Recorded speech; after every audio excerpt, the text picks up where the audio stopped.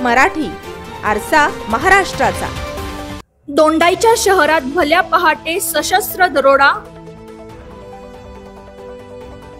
वकिलाच्या घरात चोरट्यांनी मारला डल्ला।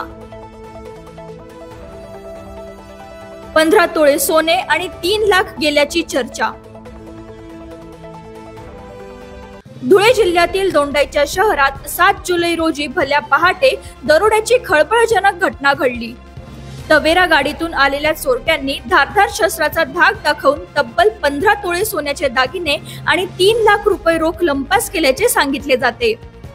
शहरातील आनंद नगरात राहणारे ॲडव्होकेट रवींद्र मोरे यांच्या घराच्या दरवाजाचे कुलूप तोडून चोरट्यांनी आत प्रवेश केला। शस्त्रे दाखवून चलो माल किधर है बताओ असे सांगत धाक दाखवून कपाटातून दागिने आणि पैसे लांबवले।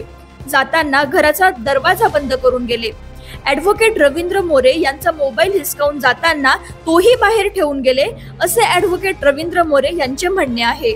घटनेची माहिती मिळताच धुळ्याहून स्थानिक गुन्हे शाखेचे पोलीस निरीक्षक श्रीराम पवार, दोंडाईच्या पोलीस ठाण्याचे प्रभारी अधिकारी श्रीकृष्ण पारधी यांनी फौज फाट्यासह घटनास्थळी भेट दिली। तसेच ठसे तज्ञांच्या पथकालाही पाचारण करण्यात आले।